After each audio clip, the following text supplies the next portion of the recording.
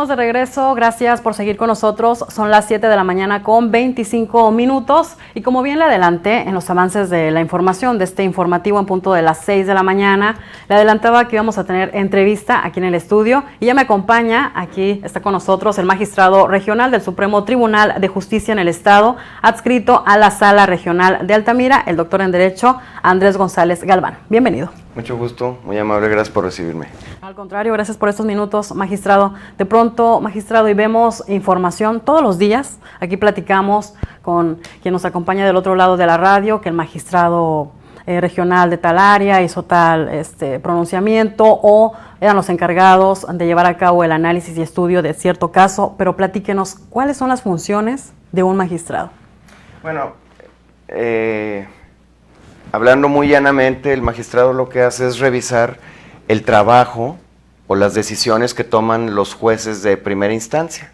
Y en ese sentido, el magistrado regional pues revisa los actos antes de que sean sentencia de una región judicial. En mi caso, la sexta región judicial es Tampico, Madero, Altamira y hasta El Mante. Entonces, todo lo que hacen los jueces en materia penal en esa zona, hasta antes de la sentencia, son revisados en segunda instancia por el magistrado regional. Prácticamente lo que yo hago decir es su acto es apegado a derecho o no es apegado a derecho, se violaron garantías individuales, derechos humanos o no se hicieron, se califica y el procedimiento continúa.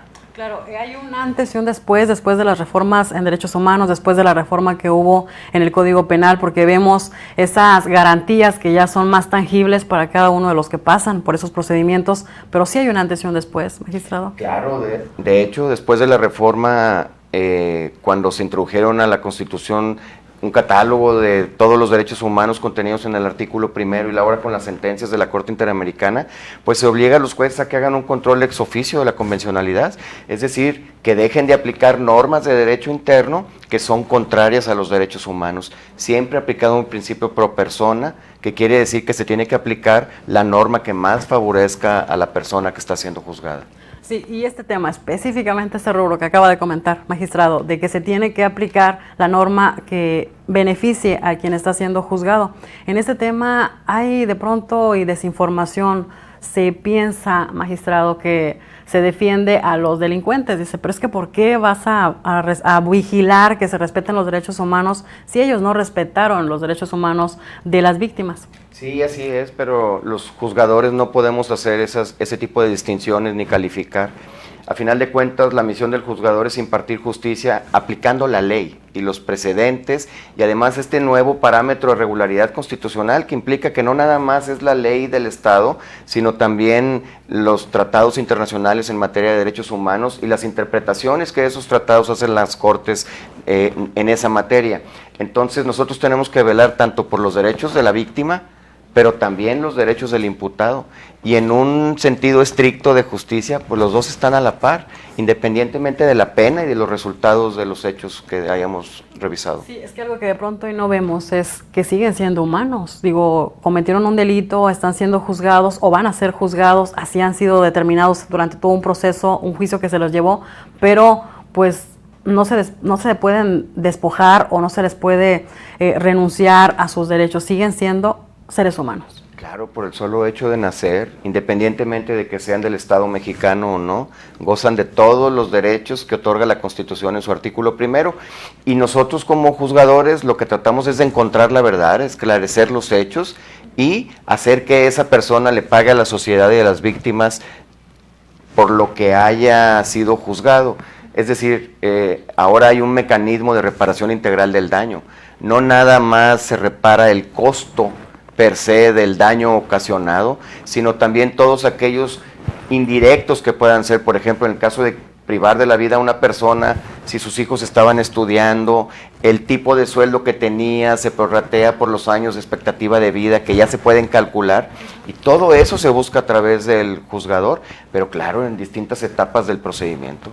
Claro, entonces no es tanto solamente velar por los derechos de, bueno, vamos a decirlo así, de quien cometió un delito, sino también, es que eso a veces, tal vez para ustedes es simple, verlo, magistrado, pero de pronto y allá afuera en la sociedad lo vemos diferente y hay muchas voces que surgen en ese tema, igual mismo para la Comisión de Derechos Humanos, la Comisión Nacional, que dice que solamente defienden a los delincuentes, o por qué tienen que hacer revisiones de dónde están purgando su pena, si tienen que ser dignas o no, pero lo cierto es que hablando de la dignidad, pues es un fundamento de derechos humanos. Claro, yo creo que en la Comisión de Derechos Humanos debemos de tener nuestro principal aliado como juzgadores, es decir, ahora con todo esto que la Corte ha interpretado en materia de derechos humanos, pues ya platicábamos en un debate previo que la sociedad del día de mañana, cuando aplicando todas estas nuevas resoluciones, quede en libertad a alguien para afrontar su proceso, no quiere decir que esté ya libre de culpa, para afrontar su proceso en libertad por todo esto,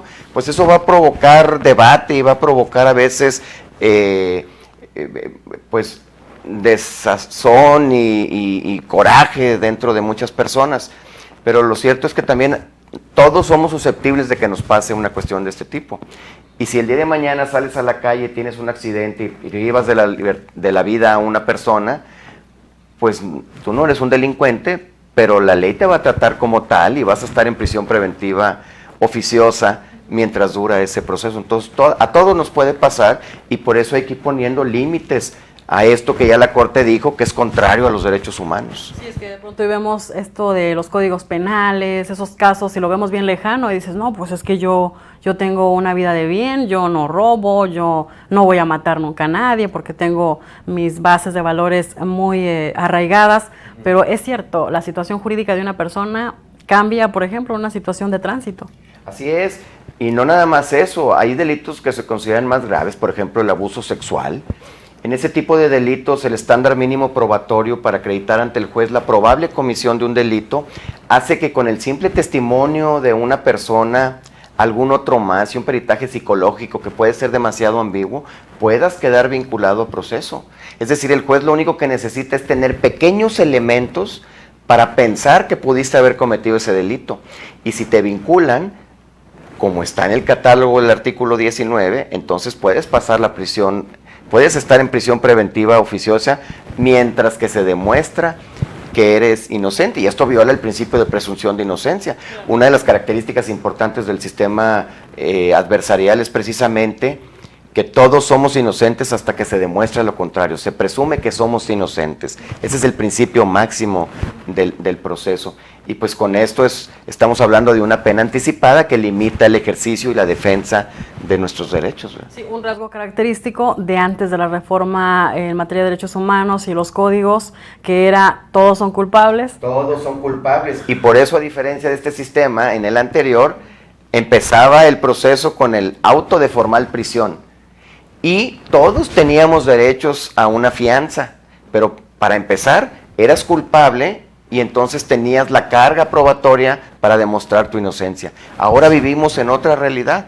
Ahora todos presumimos inocencia hasta que el Ministerio Público demuestra lo contrario. Sí, un esquema que adicionalmente se ha señalado y criticado por otros grupos, no precisamente por el rubro de derechos, sino otros grupos en la sociedad que señalan es que con este nuevo sistema, pues tienen afuera muchos delincuentes, cualquier error y realmente todo va a su favor, pero es que seguimos nuevamente con los, características básicas de esta reforma, que es el debido proceso. Un error en ello es determinante. A ver, el trabajo del Poder Judicial de socializar y de capacitación que el presidente del mismo, el magistrado David Cerda Zúñiga, ha emprendido, es muy importante, porque esta capacitación no nada más es para los juzgadores, estamos capacitando también a ministerios públicos, estamos capacitando a los alumnos, estamos capacitando a los abogados, pero también a la policía. ¿Por qué? Porque los primeros respondientes a veces es la policía. Y la policía llega, detiene a una persona y si no sigue los protocolos que están establecidos, se cometen violaciones. Y luego en los controles de detención ante un juez, los jueces dejan en libertad a esas personas por las violaciones que pudo haber en la detención. Entonces, esto es un trabajo conjunto de muchos responsables que tenemos para que Tamaulipas sea un mejor estado. Pero tiene que ser un trabajo coordinado, con respeto, y siempre respetando más allá, y perdón por el pleonasmo respetando la autonomía del Poder Judicial, respetando la independencia judicial, y nosotros respetando la autonomía y la independencia de los demás poderes. Hablando de los protocolos que se tienen que seguir, magistrado, platíquenos uno que anteriormente era muy común, que era violentado ese derecho o esa parte del debido proceso de quien era sujeto a un proceso judicial, vaya, de investigación. Se me ocurren muchos, todos los días vemos cosas interesantes, pero yo creo que uno de los más importantes que realizamos cuando llegamos a la Sala Regional Altamira era dentro de un procedimiento de retención, sustracción y retención de menores. Esto quiere decir que un padre, sin consentimiento del otro, se lleva a un menor, y en ese sentido el Ministerio Público solicitó una medida cautelar a un juez, y para eso se basó en una solicitud de cateo. El juez en primera instancia no lo quiso otorgar, argumentando que el cateo solamente es para la localización de cosas y de personas con fines de detención. Y nosotros en la sala, en la apelación, algo que es muy importante decirte es que fue una apelación que por como está la legislación se tiene que resolver en 12 horas. Entonces el Ministerio Público la presentó un viernes a las 8 de la noche, estuvimos hasta las 5:45 de la mañana resolviendo esa apelación en la sala con personal muy comprometido, y a las 6 de la mañana aproximadamente notificamos la decisión de que concedíamos esa orden de cateo, porque a final de cuentas tiene que prevalecer el interés superior del menor.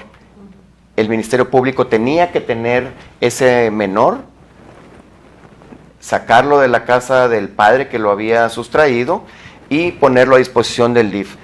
Y en ese sentido, bueno, pues quedamos muy satisfechos porque el Ministerio Público estuvo con nosotros a las 6 de la mañana, notificamos, y a las 6:30 ya había ejecutado esta orden de cateo. Además sentamos un precedente en ese sentido, porque la orden de cateo puede ser también para el tema de menores, aplicando este principio del interés superior del menor, y lógicamente todo lo que tiene que ver con un catálogo de derechos humanos de los menores. Sí, y ahí lo vemos en el tema, por ejemplo, tal vez usted lo ve o me lo explica con términos jurídicos, o la cuestión también que ahorita me queda a mí de que no es burocrático, el tema de que, bueno, si es viernes a las 8 de la noche, piensas que se te va a resolver hasta el lunes. Fíjese que ya desde que estamos allá en Altamira me ha tocado resolver 3 asuntos de ese tipo de términos. Uno fue entre semana, otro en sábado y el otro fue en domingo en la noche, cuando hubo una necesidad de una orden de aprehensión. Y bueno, pues es parte de nuestro trabajo, inclusive cuando se ausenta un magistrado por vacaciones o porque así lo determina el servicio. Cuando padecimos el tema del COVID, pues un magistrado regional de Victoria tenía que encargarse de Reynosa y de Altamira, y así nos ha tocado. Es decir, el trabajo no para, y menos en esto impartir justicia. Siempre hay necesidades, siempre en vacaciones se puede presentar un amparo que hay que resolver o darle cumplimiento. Entonces nosotros hemos tratado de que la justicia sea pronta y expedita, como lo marca la Constitución. El Poder Judicial es el más comprometido en que al Estado de Tamaulipas le vaya muy bien, y apoyar todo lo que tenga que ver con que a Tamaulipas le vaya muy bien y que vivamos en una sociedad mejor. Magistrado, ¿es complicado llegar a ocupar ese cargo como magistrado? Digo, en este momento nos están escuchando tal vez jóvenes estudiantes que tal vez van transportándose en este momento a la escuela, a las universidades, o quienes quieren estudiar en algún momento derecho o defender los derechos de las personas. ¿Es complicado? Pues sí, claro que es complicado. Yo la verdad me lo propuse desde que era estudiante. Para mí ser magistrado es un sueño de la universidad. Y lógicamente pues hay que ser licenciado en Derecho, hay que tener la licenciatura, pero no nada más eso, hay que tener un título expedido con 5 años de anterioridad, hay que ser tamaulipeco, pero sobre todo nos tenemos que preparar. Yo creo que parte de la preparación para hacer esto en la vida es lógicamente ser un buen abogado, tener un prestigio, pero además la parte más importante es la ética que podamos tener en el servicio público. Para ser magistrado tenemos que llegar con convicciones muy firmes, muy fuertes de lo que se tiene que hacer, lógicamente preparados, y también esta vida es de relaciones. Hay que hacer amigos y hay que hacer relaciones, porque a final de cuentas los nombramientos dependen de la intervención del Ejecutivo y del Legislativo.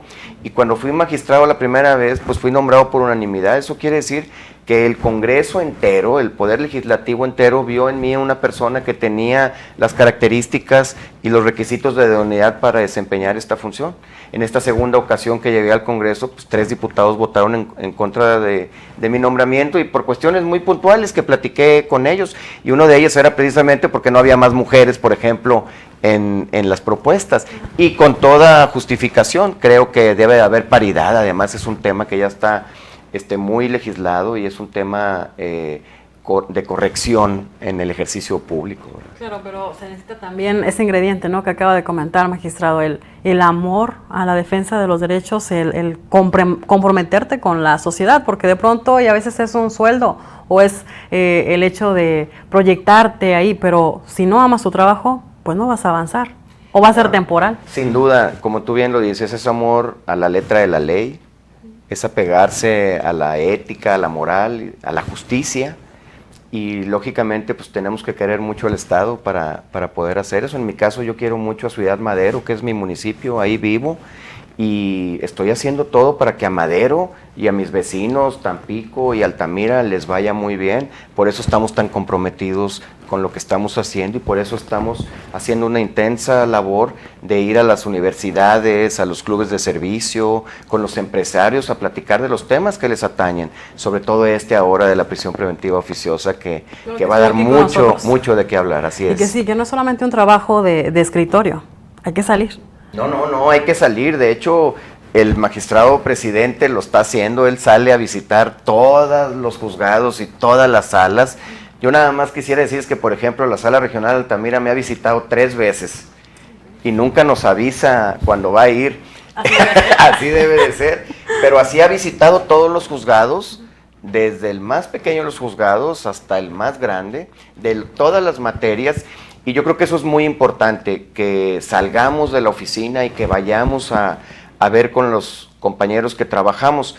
Pero no nada más el magistrado presidente, el Consejo de la Judicatura ha emprendido también una política de visita a todos los juzgados para ir viendo cuáles son las necesidades para que podamos prestar un mejor servicio. Y es cosa de todos los días en el Poder Judicial.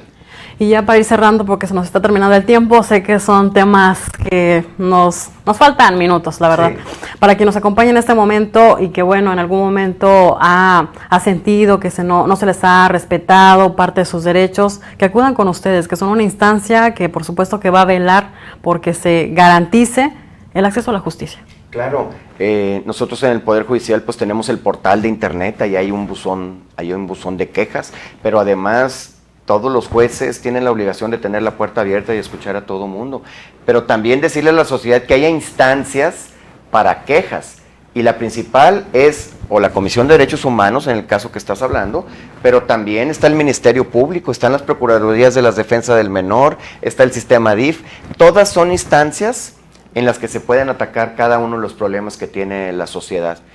Y la parte más importante de esto es la parte de la denuncia.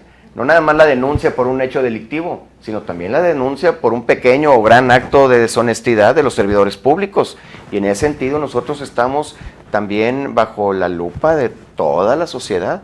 Cuando vean que nosotros hicimos algo como servidores públicos judicialmente o con nuestras responsabilidades administrativas, también denúncienlo.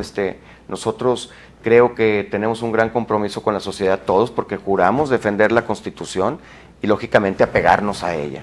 Sí, claro, es un recurso que todos tienen a su alcance. Así es.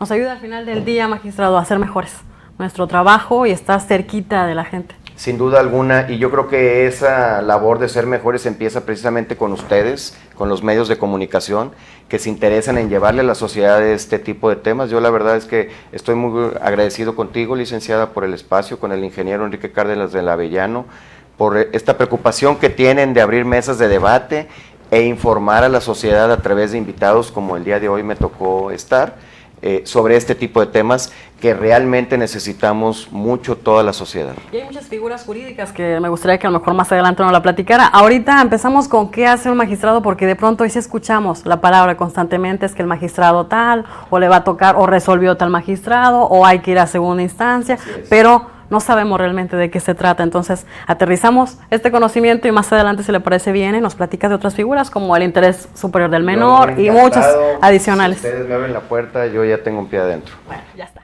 Gracias, bueno, si les parece, vamos a una pausa muy breve. Siga con nosotros. Estuvo con nosotros en entrevista el doctor en Derecho Andrés González Galván, magistrado regional del Supremo Tribunal de Justicia del Estado, adscrito a la Sala Regional de Altamira. Vamos a mensajes y volvemos.